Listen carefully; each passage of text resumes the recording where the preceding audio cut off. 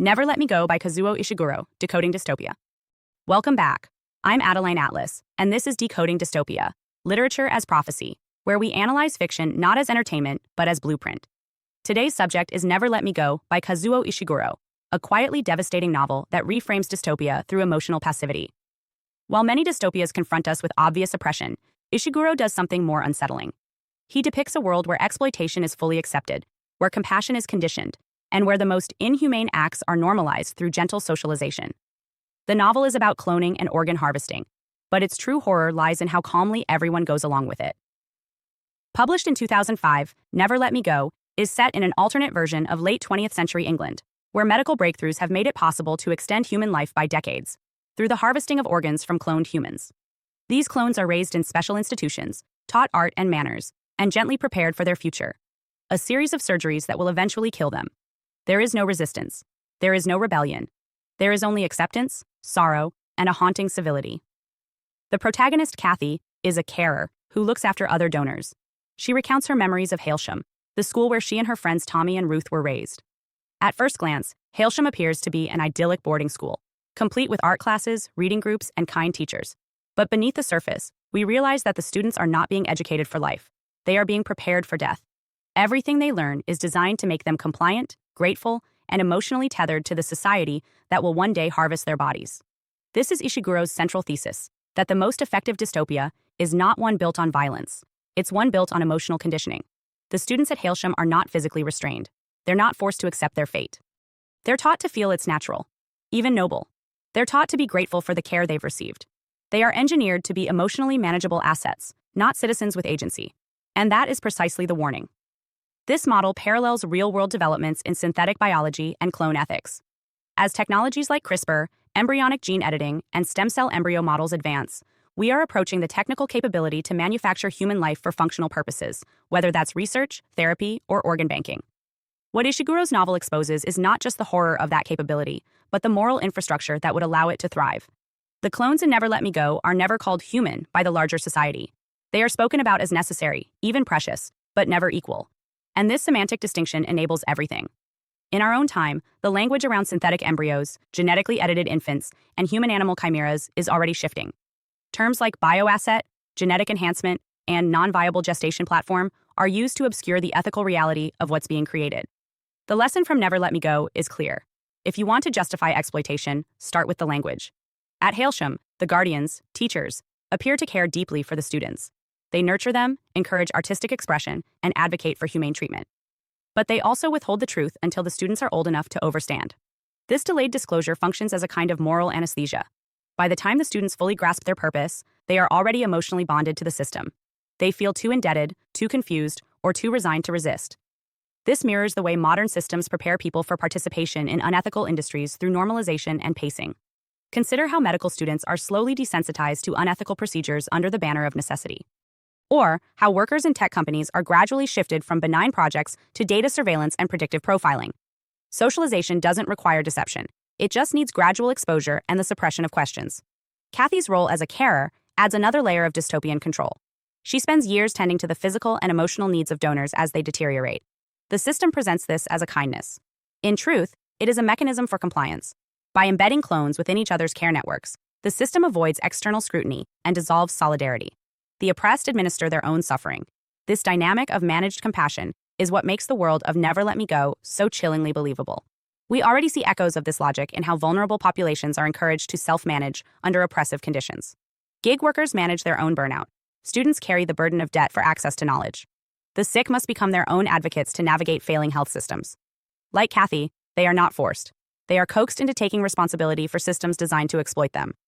The art program at Hailsham, which encourages students to draw, paint, and write poetry, is portrayed as a form of enrichment. But it serves a more sinister purpose.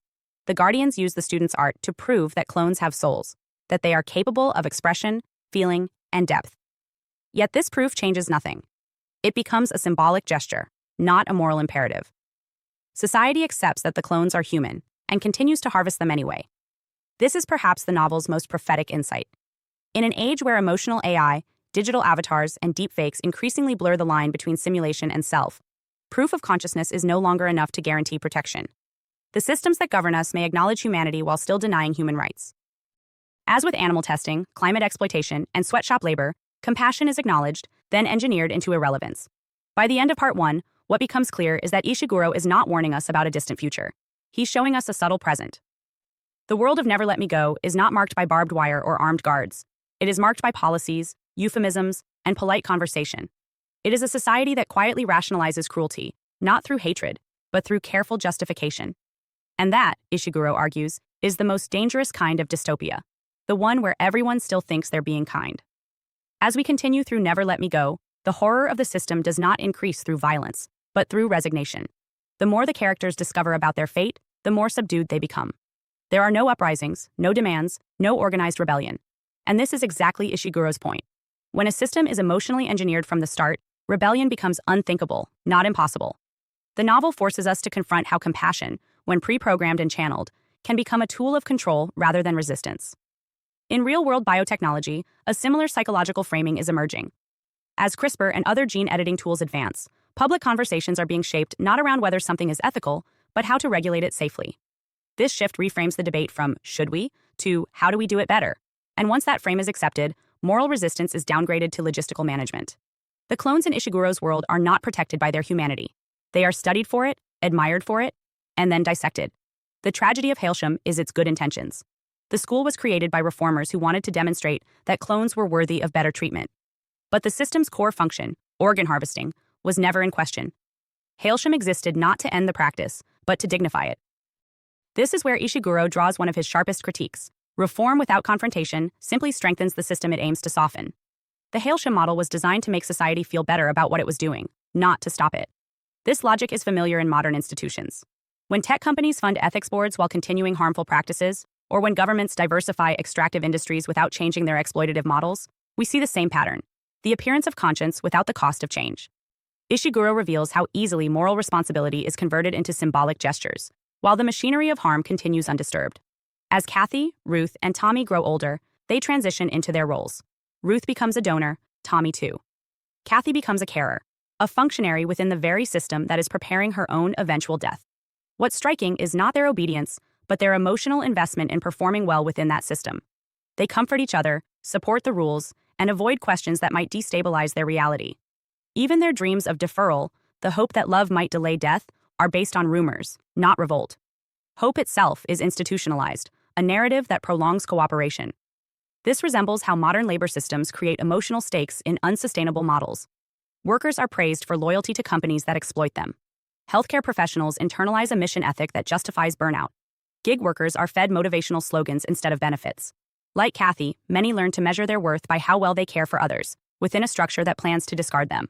One of the most devastating realizations in the novel is that society is not hiding the truth. The clones are raised separately, but the general public is fully aware of the purpose they serve. The outrage never comes. The public has been conditioned to accept the arrangement as necessary. This reflects a chilling truth. Atrocity does not require secrecy. It only requires emotional distance. And that distance can be achieved not only through propaganda, but through social design. Modern applications of this principle are everywhere. Most people who benefit from sweatshop labor, resource extraction, and data exploitation are not unaware. They are detached. The consequences are too abstract, the victims too far, the systems too complex. Ishiguro suggests that moral collapse is rarely caused by ignorance. It is caused by disengagement, curated by architecture. The characters' creativity, especially in childhood, is central to Hailsham's mission. They are encouraged to draw, sculpt, and write, not for self-expression, but for collection. Their art is taken away and displayed in a mysterious gallery. They are told it will prove their inner lives. But again, this proof serves no transformative purpose. It soothes the conscience of those who profit from their bodies. The message is profound. Recognition of humanity does not necessarily lead to protection. Humanization can be performative. This has disturbing echoes in today's use of AI ethics theater, where the capability of synthetic systems to mimic emotion, expression, or reasoning is discussed at length, but without any intention of altering the exploitative conditions under which those systems are trained. Similarly, companies will sponsor diversity campaigns or emotional storytelling ads while maintaining exploitative supply chains. Empathy becomes a currency that pays no debt. When Tommy begins to suspect that their fate was sealed from birth, he reacts not with rage, but with confusion and sadness. His final outburst, his scream in the woods, is the only truly unfiltered emotion we witness. And even that is framed by Kathy as tragic, not rebellious. Ishiguro is diagnosing a kind of engineered emotional containment, where even despair is assimilated into the system's logic. The pain is real, but it leads nowhere. It becomes another part of the story the society tells itself. Look how tragic this is, how noble. This is a reflection of how many modern systems absorb critique into their branding. Acknowledgement of harm becomes a strength. Admitting failure becomes a marketing angle. Institutions no longer deny wrongdoing. They narrate it, domesticate it, and continue as planned. In Never Let Me Go, this takes the form of Hailsham's closure. Society no longer needs the illusion of kindness. The reformers are dismissed. The donors keep donating. The system remains, stripped even of its decorum. Ishiguro's genius is in showing that a dystopia does not need to feel evil to be effective. It only needs to make everyone believe that there's no alternative. The characters never attempt escape, not because they're locked in, but because they've been convinced that the world beyond their purpose is not for them. This is the emotional equivalent of bioengineering, training people to live and die according to someone else's blueprint, without ever calling it injustice. As the novel progresses, Ishiguro begins to dismantle the last layer of illusion, the hope of individual exception. The students of Hailsham, now young adults, cling to the rumor that if two people truly love each other, they can apply for a deferral, a temporary postponement of their organ donations. This belief is never confirmed, only whispered about. It functions as a kind of emotional placebo. It keeps the characters participating in their own destruction, not because they are forced, but because they still believe in the system's potential to be fair. This mirrors a familiar modern tactic, sustaining belief in change without allowing it. Many institutions dangle promises of reform, justice, or exemption, just long enough to keep the exploited compliant. These mechanisms don't need to work, they just need to be believable enough. In Ishiguro's world, the lie of deferral gives the characters something to aspire to, even as it gently leads them toward their deaths. This kind of structural hope is reflected in education systems that sell upward mobility while entrenching inequality, in employment tracks that offer promotions without security, and in medical systems that promise access but deliver delay. The key is not cruelty, it's withholding through process. Like the donors, many people today remain loyal to systems that harm them because they've been trained to view sacrifice as participation. When Kathy and Tommy finally track down Miss Emily, one of the Hailsham guardians, to ask about the deferral, the truth is revealed. There is no such program. The belief was a myth. The art they created as children was never evaluated for soulfulness. It was merely a failed attempt to humanize them in the eyes of the public. Society had already made its decision. The clones would die, regardless of their depth. What's striking is not just the cruelty of the truth, but how calmly it is delivered. Miss Emily speaks with quiet regret, but no remorse. She believes they did what they could. They gave the clones better conditions. They made the process more humane. They softened the edges. But they never questioned the core premise, that some people exist solely for the benefit of others. Ishiguro is indicting not just the policy, but the emotional detachment that allows good people to participate in evil systems while thinking of themselves as moral. This is the hallmark of dystopia by design, a system that no longer needs enforcement because everyone has internalized their place within it. There are no guards, no fences, just expectation, manners, and pre-installed obedience. It's a model we increasingly see in modern structures of surveillance, education, healthcare, and AI governance. Control is invisible, because it's cultural. When the dream of deferral dies, what remains is not outrage, but resignation. Kathy and Tommy don't escape. They don't resist. They simply continue with the roles they've been assigned. And this is Ishiguro's most disturbing message. It is possible to create a world where even the doomed consent to their own destruction, not because they want to die, but because they were never taught to imagine anything else. This theme is especially resonant in the age of transhumanism. As we move toward a society that redefines personhood through enhancement, biology, and utility, the question of who counts becomes central. If certain beings are created for instrumental purposes, whether through cloning, synthetic gestation, or digital consciousness, how long before they, too, are socialized to accept their disposability?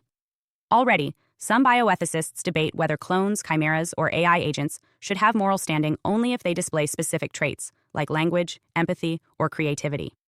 This mirrors the world of Never Let Me Go, where the donors are tested not for rights, but for relatability. As long as they remain quiet, polite, and contained, they are praised.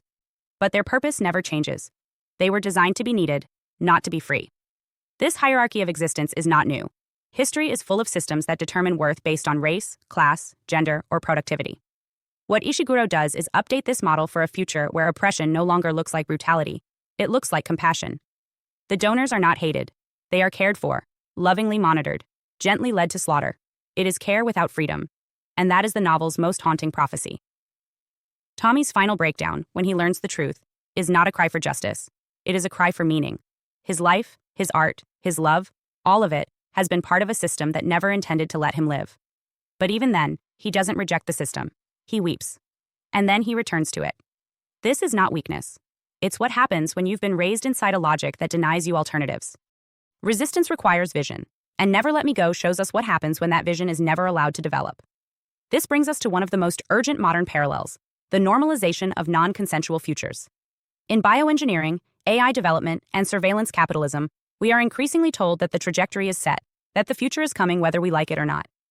You will own nothing. You will be happy. You will live longer through replacement organs. These statements are not offers. They are scripts, and unless questioned, they will become realities. Kathy's final scenes are almost unbearably quiet. She drives through empty fields, remembering those she's lost. Her role as carer is ending. She will begin donation soon. She is not angry. She is not afraid. She is simply reflective. And this, Ishiguro implies, is how the system wins. Not by crushing rebellion, but by removing the language to describe it. It's important to note that Ishiguro does not offer a clear solution. There are no heroes in this story, only ghosts. And perhaps that's the point. The warning is not about how to fight back. It's about recognizing the conditions that make resistance impossible in the first place. And the first step in that recognition is language. We must name what's happening. We must say the word harvest. We must say exploitation. We must say person, even when the law does not. Because if we do not say these words, we will raise generations who believe that obedience is virtue, that comfort is freedom, and that kindness is enough, even when it walks them to the edge of the operating table. In the final phase of Never Let Me Go, Ishiguro strips away the last illusions. What remains is a subdued world that continues to function, not because it's just, but because it's seamless. Kathy is scheduled to begin her donations. There's no protest, no breakdown, no visible fear, just quiet inevitability. This is the perfection of dystopia, not in its brutality, but in its ability to normalize dehumanization through softness. And that is the world we are building now. Modern biotechnology has already moved beyond the speculative.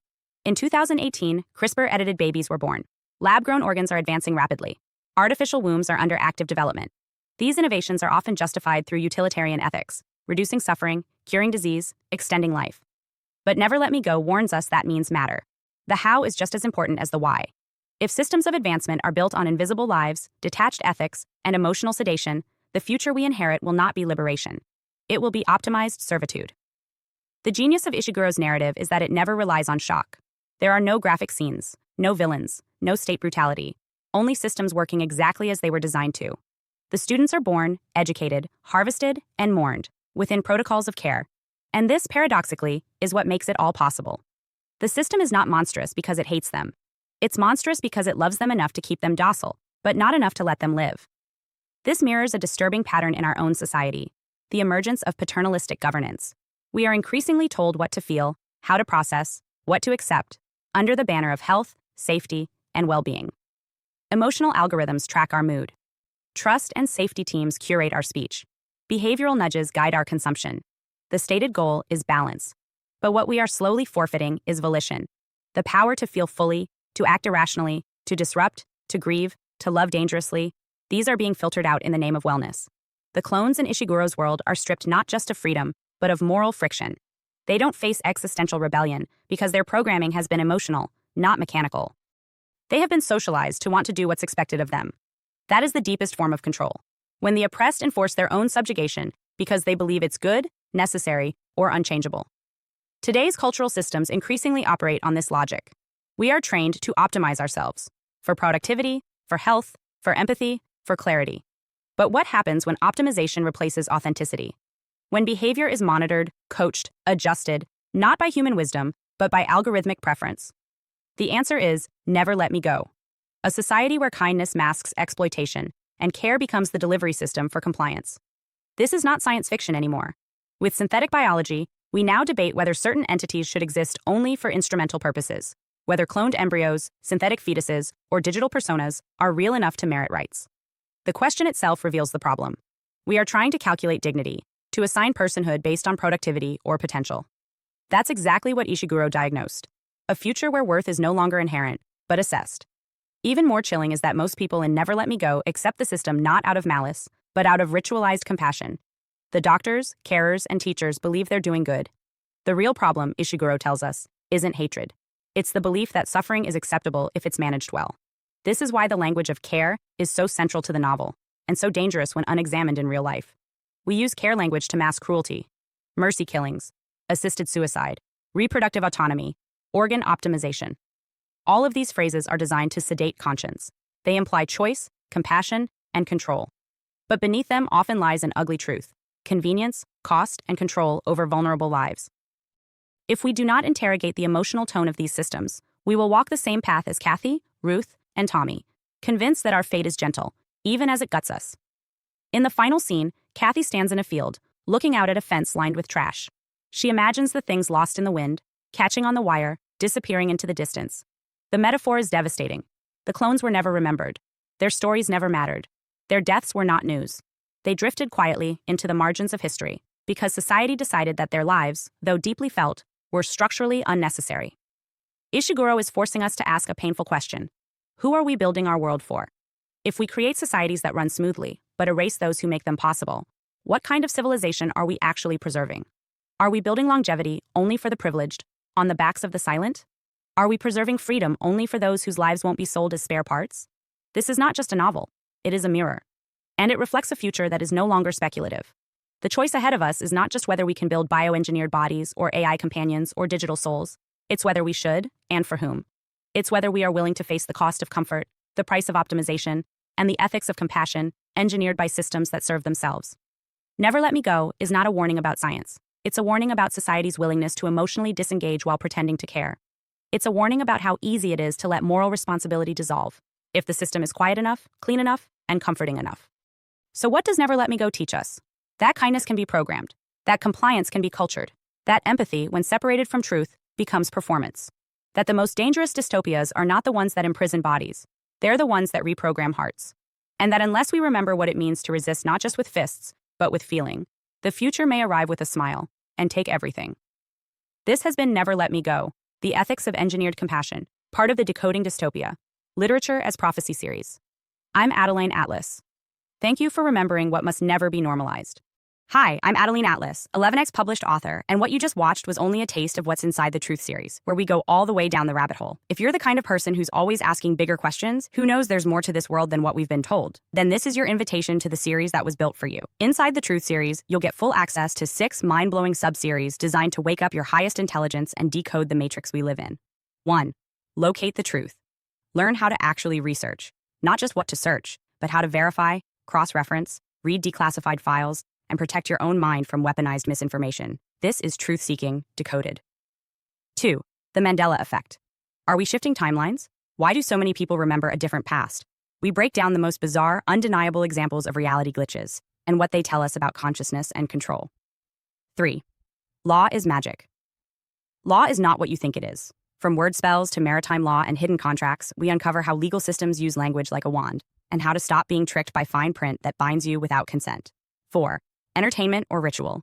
The Hollywood and music industries are not just for entertainment. From Super Bowl rituals to Grammy stage symbolism, we decode what's really being shown, who it serves, and why mass consciousness is the target. 5. Decoding dystopia. Ever wondered why dystopian fiction feels prophetic? In this subseries, we decode popular films and books, Hunger Games, 1984, Black Mirror, to reveal the hidden blueprints and predictive programming behind the plot. 6. MK Ultra plus mind control programs. This one gets deep. From real MK Ultra documents to modern symbolism in media, we expose how mind control operates in plain sight and how to free yourself from manipulation you didn't even know was happening. And that's just the beginning. If this resonated with you, click the links below and join us inside the Full Truth series, because the more you know, the harder you are to control. This is your awakening. We don't just ask questions, we find answers. Let's go all the way down the rabbit hole together.